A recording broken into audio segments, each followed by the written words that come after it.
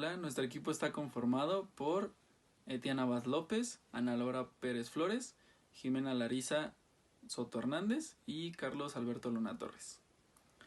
Bueno, pues nuestro modelo nos basamos principalmente en un modelo que sacamos de una lectura que se llama Un modelo del ATP en la selección de portafolios accionarios en el mercado mexicano.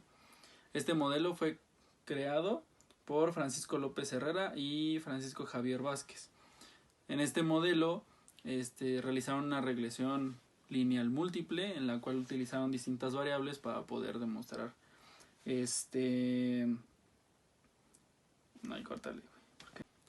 la relación que existe entre los rendimientos de las acciones de 32 empresas mediante el análisis de los componentes de los factores de riesgo.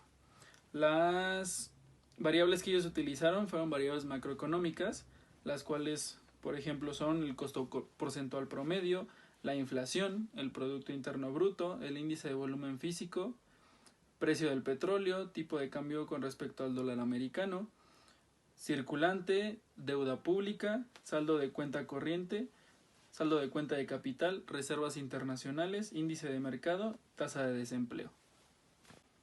La relación que existe entre los rendimientos de las acciones de 32 empresas mediante el análisis de los componentes de los factores de riesgo.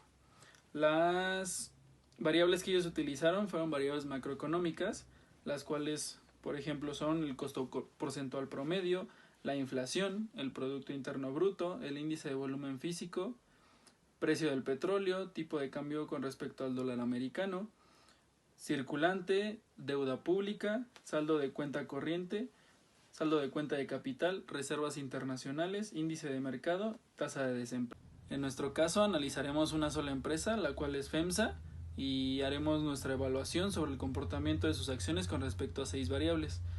Estas 6 variables son 4 variables macroeconómicas y 2 variables sectoriales. Las variables macroeconómicas son la inflación, el rendimiento de mercado, la tasa de crecimiento económico y el índice de precios al consumidor. La razón por la que elegimos estas variables es porque la inflación, principalmente por el grado de afectación que tiene hacia los precios y hacia los productos de FEMSA. El rendimiento de mercado por la variación que experimenta este índice dentro de la bolsa. La tasa de crecimiento económico por la relación que tiene con el aumento de trabajos, poder adquisitivo y el valor de bienes y productos.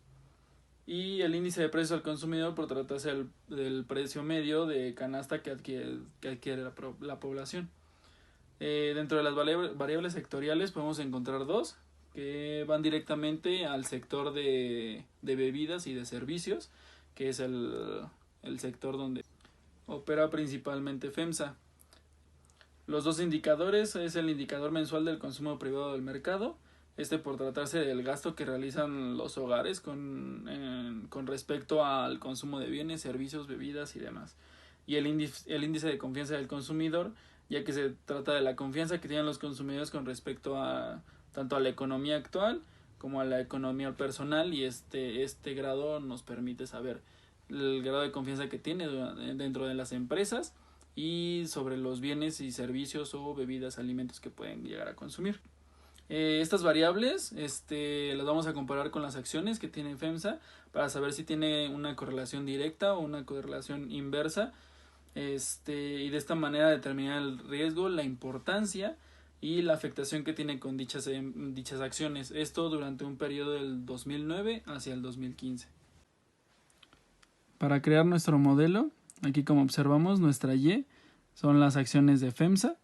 Después obtenemos aquí nuestras betas, que es el grado de relación o el movimiento que tiene en cada una de las variables con respecto a nuestra variable dependiente. Y nuestras X, que van de X1 hasta X7, que representan nuestras variables, que como ya mencionamos antes es la inflación, la tasa de crecimiento económico, el índice de confiabilidad del consumidor, el índice nacional del precio al consumidor, el rendimiento del mercado y el índice mensual del consumo privado del mercado interno. Decidimos hacer un modelo econométrico para explicar a nuestra variable defensa. Como tal, lo que nosotros queremos hacer es identificar qué variables tienen mayor repercusión contra FEMSA. Al principio decidimos utilizar la variable de PepsiCo y el modelo no funcionó. Posteriormente decidimos tomar los valores del PIB y no tenía ninguna relación. Al final llegamos a dos escenarios. En la entrega de los dos proyectos que realizamos, podemos observar en el proyecto 1 que al utilizar la variable de ICC, que significa índice de confianza al consumidor, y DRCINT, que significa reservas internacionales, nuestro modelo, en el caso de las variables, podemos observar que tenemos una R cuadrada con 78% de probabilidad, lo que resulta un modelo econométrico bastante bueno, ya que es muy cercano al 100. Por otra parte, en el escenario 2, nosotros utilizamos en el modelo econométrico, aparte de tipo de cambio, inflación, índice de precios al consumidor, en forma porcentual todos, tipo de cambio, utilizamos índice de confianza al consumidor y una variable que es un indicador para el sector defensa. Es decir, el sector defensa es consumista y este indicador mide el nivel de consumo de nuestra variable, así como la variable de IMCP-MI, que es un indicador mensual de consumo privado en el mercado. Estos índices nos permiten interpretar en la siguiente gráfica la correlación que tiene con nuestra variable defensa. Es decir, en este segundo escenario podemos notar que nuestra R cuadrada tiene un valor de 80%, lo que es más cercano a 100. También podemos notar que los índices de errores no pasan ninguno al 8, por lo que nuestro modelo resulta atractivo y sin un nivel de error máximo. En el primer escenario, también en nuestro nivel de error podemos ver que no mostramos ningún valor arriba de 8, por lo que no tenemos heterocedasticidad. En cuanto a la validación de los parámetros, podemos observar que nuestra T de tablas, en el caso de nuestras 80 observaciones, es de 1.66.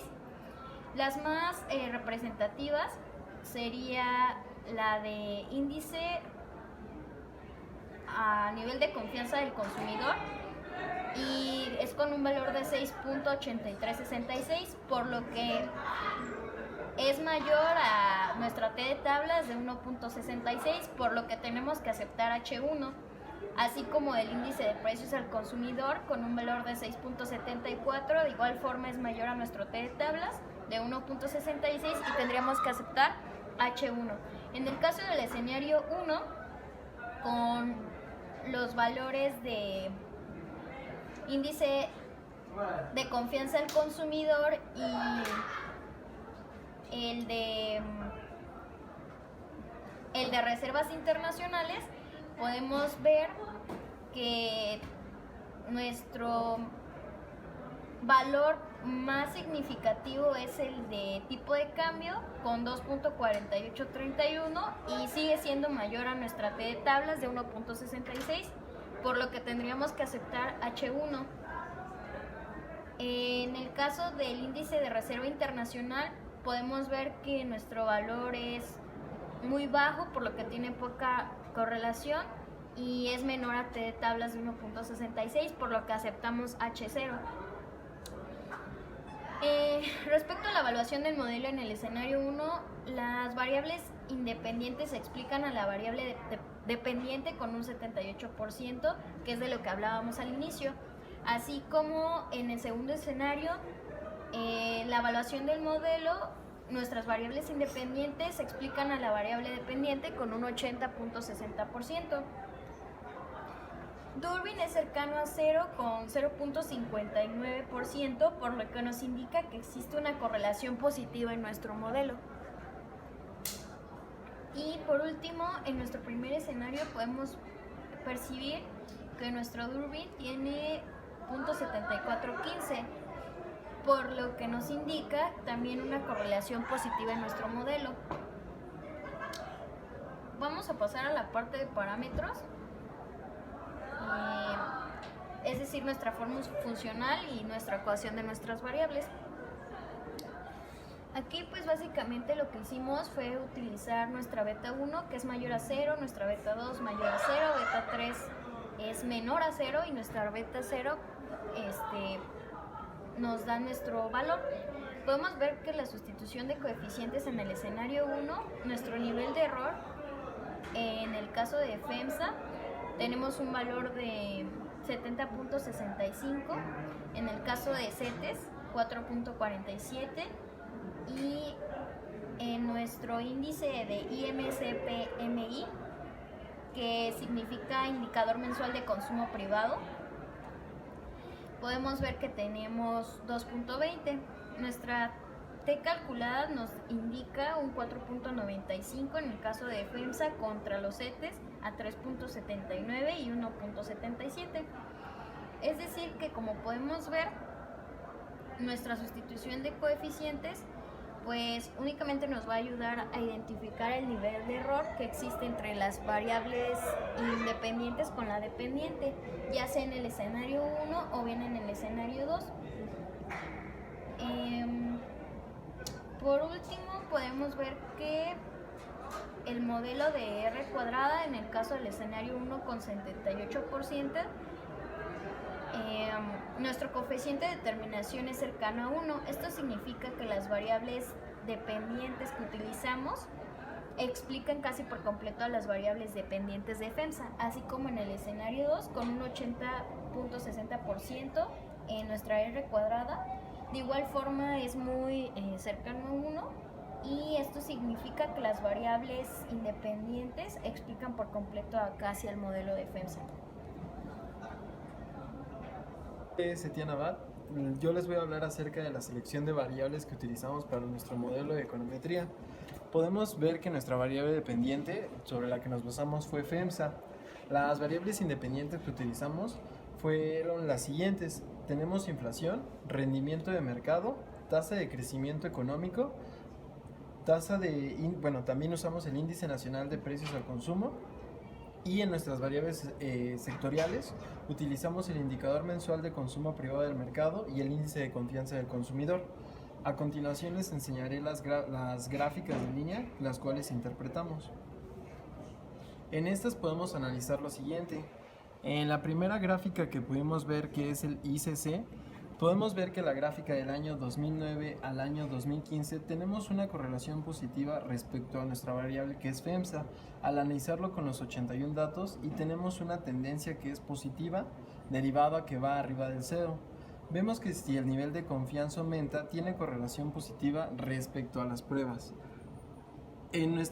También podemos ver que nuestras gráficas, al mostrar una tendencia hacia la alza de 0, podemos ver que también se interpreta la heteroscedasticidad.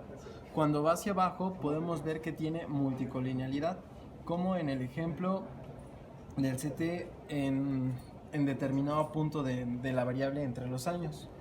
Lo ideal para tener una correlación positiva en nuestras gráficas lineales es hacer un cambio de variable, una técnica de medición y datos atípicos, es decir, algo significativo para cambiar la tendencia. Cuando podemos ver también que no tiene relación cuando ésta se encuentra por abajo del límite de 0. Dentro de las gráficas que pudimos analizar, podemos ver que son bastante respectivas conforme a nuestra variable que es FEMSA. En el segundo escenario, en cuanto a nuestra selección de variables, las variables independientes y macroeconómicas que nosotros seleccionamos fue la de la inflación, fue la de la tasa de cambio, tipo de cambio, reservas internacionales, tasa libre de riesgo. Y por la parte de las variables sectoriales, los que utilizamos fueron los indicadores mensuales del consumo privado del mercado y así como el índice de confianza del consumidor, con respecto de igual manera a las gráficas que mostramos anteriormente. Ahora les hablaré del diagrama de dispersión y estos, fueron los análisis que obtuvimos.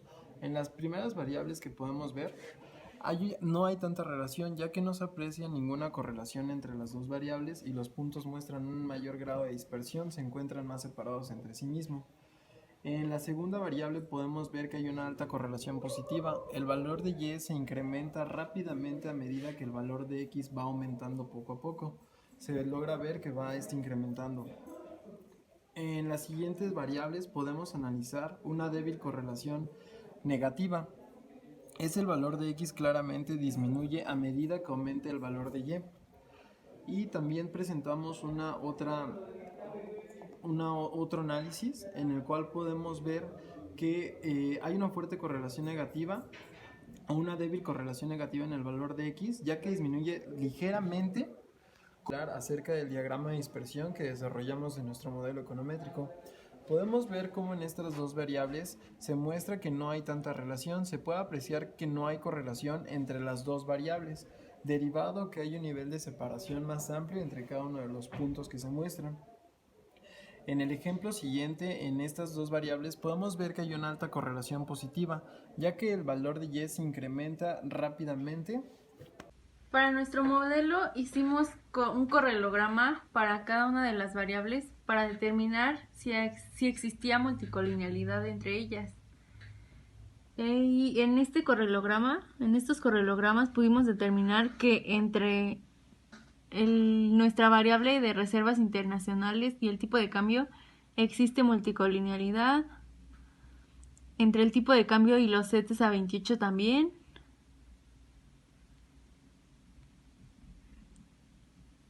Entre